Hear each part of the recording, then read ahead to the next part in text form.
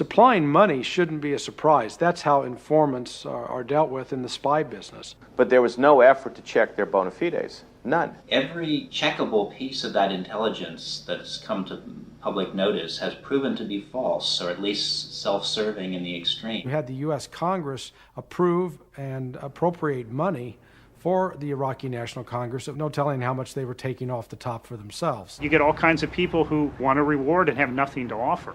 And many ended up with Chalabi because they would believe anything bad about Iraq. It was phony evidence. It was based on intelligence we had from Iraqi exiles who wanted this country to attack Iraq so these people could then take over in Baghdad and establish their own regime. We have to go back and examine just the role that defectors played throughout the entire inspection process. If inspections work, then you don't overthrow Saddam Hussein. How does somebody like that, I don't know even how to describe him, get into a position where he's determining U.S. policy? Senior members of the Department of Defense gave him their thumbs up. His information was coming into the White House to people like Dick Cheney through the Office of Special Plans. So it was coming in through an avenue that's not traditional to the intelligence community and wasn't open to being vetted or reviewed.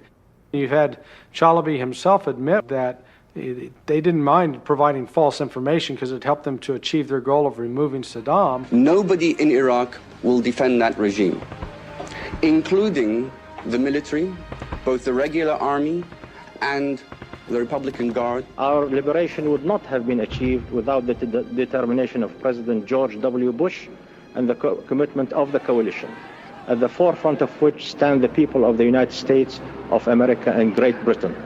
The Iraqis will never forget your courage and sacrifice on our behalf. We are here today to declare that a new Iraq is born, an Iraq where dignity, justice, and human rights are assured for all citizens. There is no risk of a breakup of Iraq, that there is no risk of a civil war. I stand before this assembly as a representative of free Iraq. To all those here who helped us in our struggle for liberation, we extend our gratitude. The Iraqi opposition will ensure the continuation of its institutions and to reestablish democracy and the rule of law. He said, I got what I wanted. I got my war. I'm back in Iraq. And if you people relied on my information, you're stupid.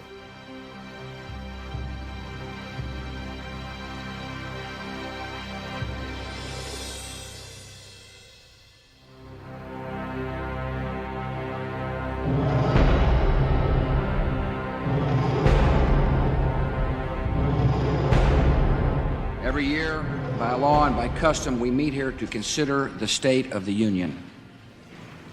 This year we gather in this chamber deeply aware of decisive days that lie ahead. Distorted beliefs, estimates, and guesstimates that he appears that he was misleading the public and the Congress. That Saddam Hussein had the materials to produce as much as 500 tons of sarin, mustard, and VX nerve agent.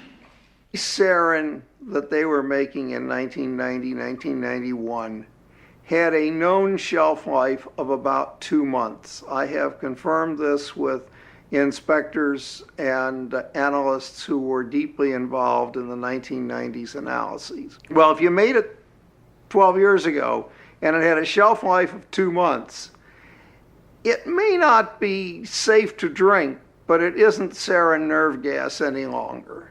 And there's no way the agency could not have known that. U.S. intelligence indicates that Saddam Hussein had upwards of 30,000 munitions capable of delivering chemical agents.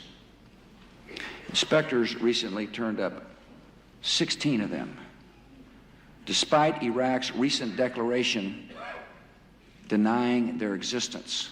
And then they tried to use the fact that inspectors found 16 of these as evidence that thousands more existed. And again, I mean, it's, as a methodology, it's a very weak way to predict anything.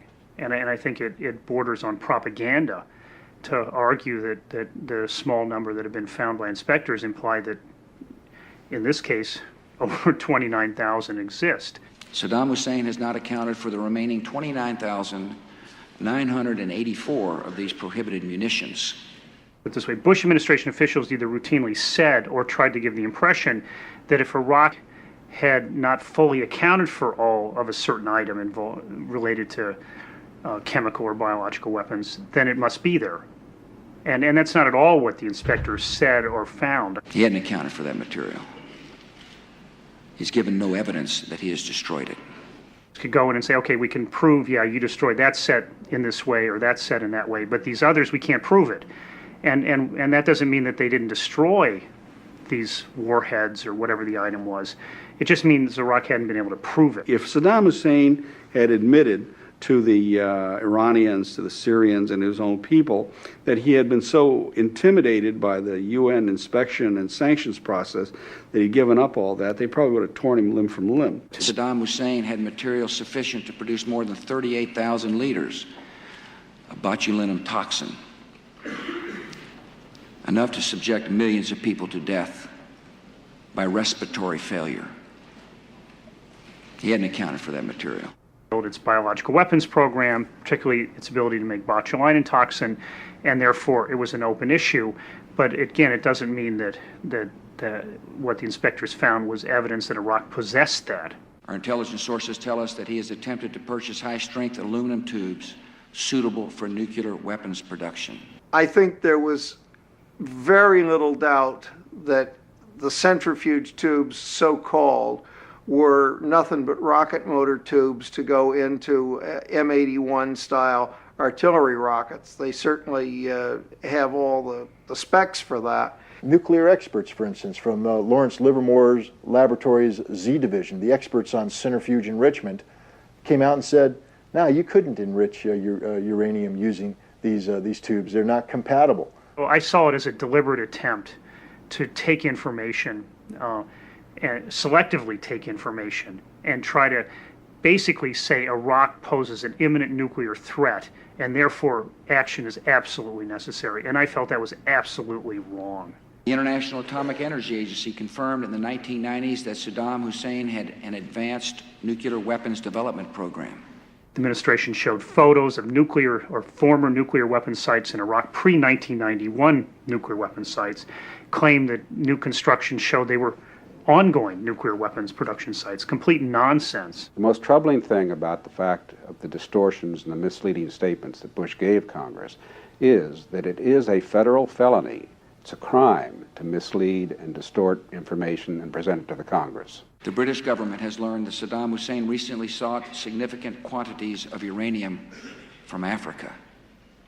When Secretary Powell addressed the UN about weapons of mass destruction, he deliberately left out any reference to attempts to buy uranium from Africa. I didn't use the uranium at that point because I didn't think that was sufficiently strong as evidence to present before the world. CIA officials warned members of the president's staff the intelligence was not good enough to make the statement, Iraq tried to buy uranium from Africa. In October, for the Cincinnati speech, not for the State of the Union, but the Cincinnati speech, George Tenet asked that this be taken out of the Cincinnati speech, the reference to yellow cake.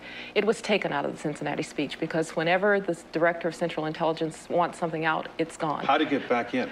It's not a matter of getting back in. It's a matter, Tim, that 3+ months later, people didn't remember that George Tenet had asked that it be taken out of the Cincinnati speech, and then it was cleared by the agency.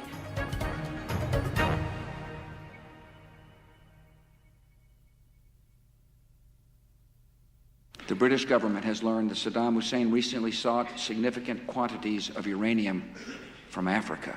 Just 16 words in the State of the Union address, words that we now know were misleading. And retired career diplomat Joe Wilson tried to warn the administration of just that nearly a year before the speech. I received a call from the CIA in February 2002, and I was invited out to talk to those people within the broader intelligence community who deal with 3 different subjects: Iraq, uranium, and Niger. I briefed them on what I knew about the uranium business. It was during the course of that briefing that they said that they had received a report that had piqued the interest of the Office of the Vice President, and that report was of a purported memorandum of agreement authorizing the sale of uranium yellow